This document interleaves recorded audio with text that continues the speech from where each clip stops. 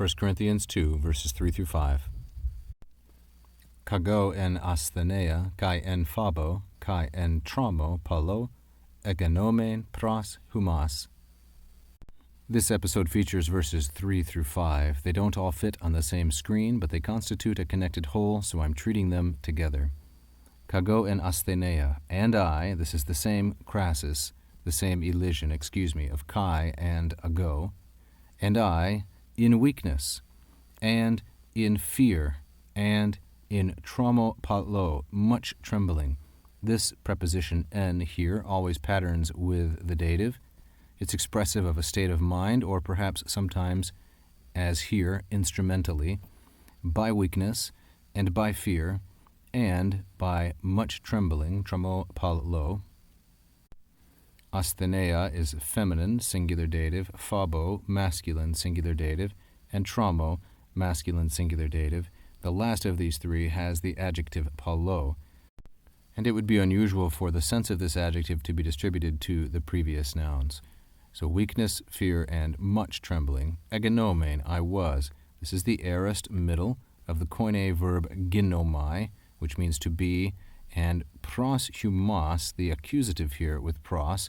This adjective, preposition, can also take genitive and dative. With the accusative, it means with respect toward, not the sense of mere presence or accompaniment. So the idea is that my attitude or disposition toward you was astheneie, phabo, and tromo palo. Kai halagos mu kai ta kerugmamu, uk en pethois sophias logos al en apodexe pneumatos kai dunamaos. Paul began the previous verse with kago, I, and now he says, and my speech, or my conversation, logos mu, my conversation, my argumentation, and take rugma mu, my preaching. This is neuter, singular, nominative, and halagos is masculine, singular, nominative. There is quite an emphasis here on Paul's person with these genitive personal pronouns showing possession. It would be emphatic to the point of immodesty, except Paul is defending his ministry.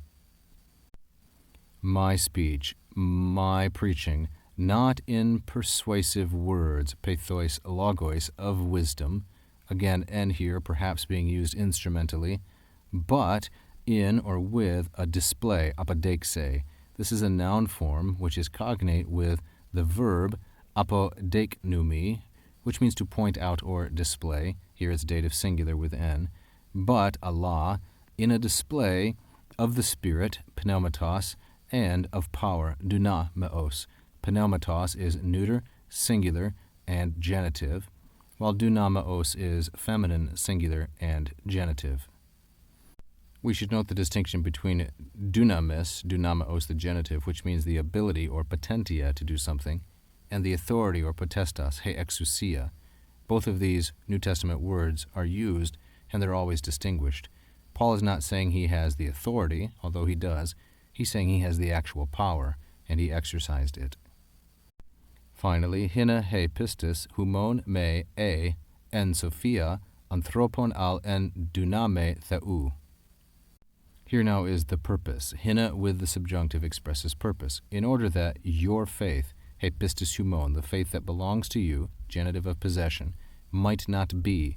This is the subjunctive, third singular, present subjunctive of the verb emi sum, to be. In order that your faith might not rest upon the wisdom of men, genitive plural, but upon the power and duname of God, genitive singular.